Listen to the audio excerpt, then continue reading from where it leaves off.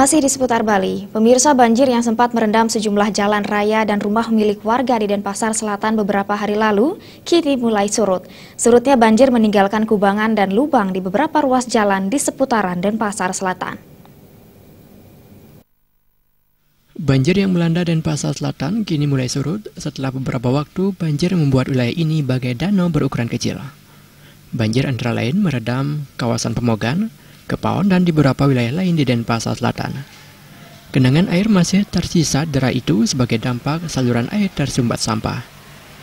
Secara geografis, wilayah tersebut merupakan bekas rawa. Meski demikian, karena kondisi Denpasar kini cukup cerah, ketinggian air tampak berangsur-angsur menurun.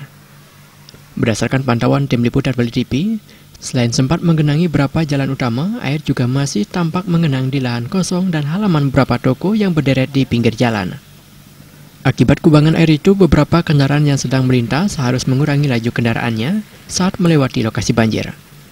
Kubangan tersebut meningkatkan resiko laka lantas bagi pengendara yang sedang melintas.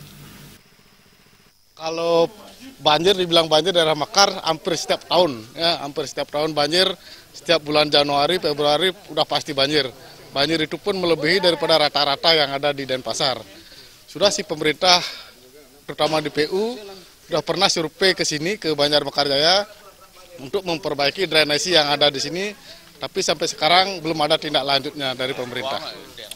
Harapan Tiang sebagai masyarakat kecil di sini, harapan Tiang apa yang tadi disampaikan oleh Pak Klian, biar PU nih betul-betul serius menangani wilayah Mekarjaya, karena setiap tahun ini sudah menyu biasa nih banjirnya selalu maksimal.